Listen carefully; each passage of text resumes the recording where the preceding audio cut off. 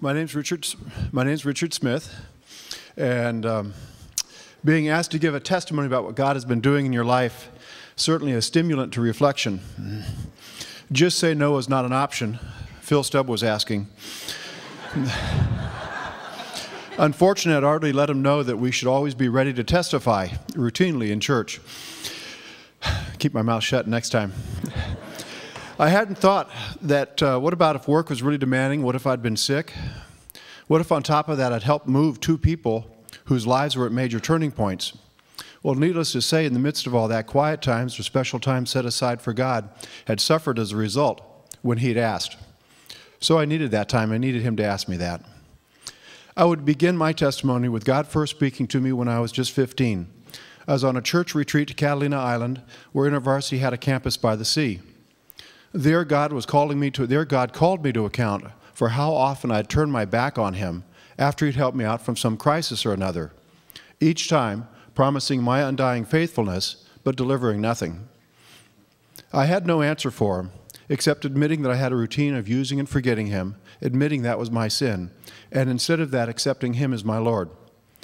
I still tend to get preoccupied with life, but I realize it and confess it more quickly now, and am better about listening and trusting Him.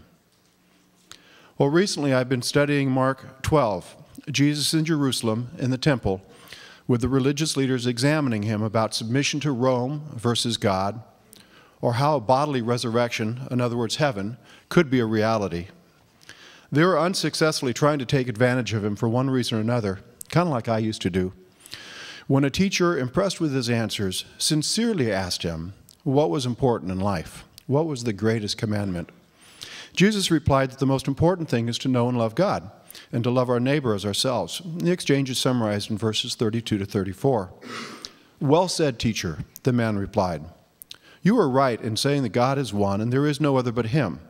To love Him with all your heart, with all your understanding," which in Greek is translated mind and strength, and mind and soul, "and with all your strength, and to love your neighbor as yourself, is more important than all the burnt offerings and sacrifices."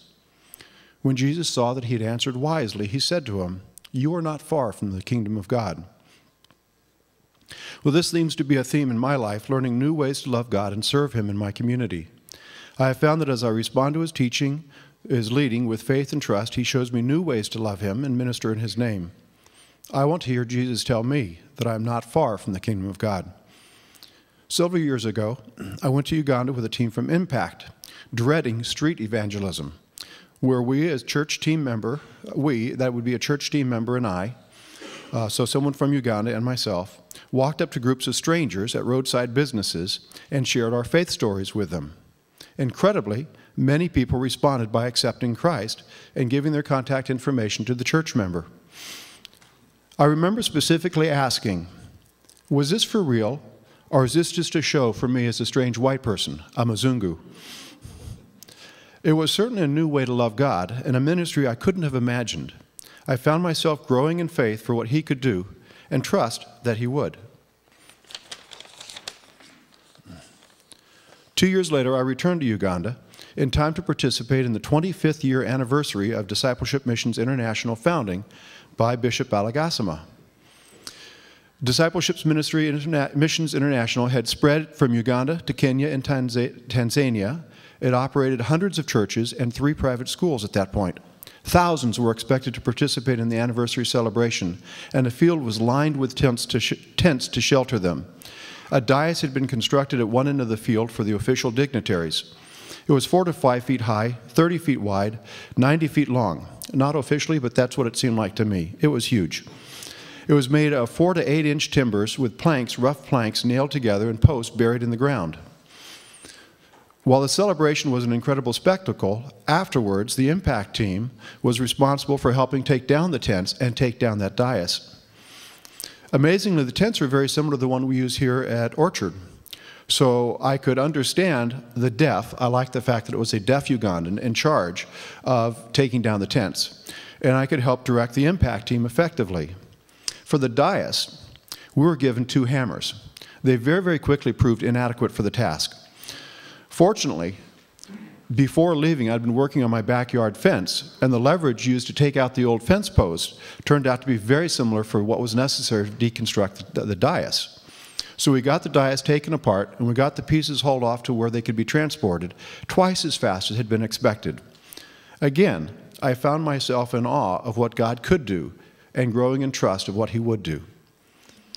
During our spring retreat this last year, I felt His call to step out of the meeting hall and pray for Dan Dahl, who was outside suffering with painful back spasms. I'm not normally one to lay hands on people and pray for them, but I did so in this case, and I was delighted to see Dan a few days later walking without pain. While this might not have been extraordinary in Uganda, it did seem odd here. Of course, I also prayed for the health of others who still suffer, and those prayers seemed without results. And nevertheless, I was called to pray out of obedience, not out of guaranteed answers or miracles. God will not be a vending machine. But I was growing in faith and trust in His call. I've spent my Tuesday afternoons for almost a year now in Cabrillo Village trying to extend our church tutoring program into Cabrillo Village itself. For most of that year, I have tutored just one young man, Emiliano, and only now are others joining us, including a parent helper from Cabrillo Village. This is an answer to prayer, but God just seems to be asking for my faithfulness to love Him and to love my neighbor as myself. Well, finally, I've been praying a lot about our church, locally this congregation, and our national church, as we struggle with what submission to God looks like, with people on either side withdrawing to like-minded communities. As a result, I have felt the loss of good friends. God has been telling me to look for Him rather than to the right institution. Pursue my relationship with Him above all else. He is more important than the burnt offerings and the sacrifices. So despite my sin, my habit of being preoccupied with life instead of constantly turning to God, He has not given up on me. He is continuing to show me how to love Him with all my heart, understanding, and strength, and to trust Him in serving my neighbors here or abroad. Thank you very much.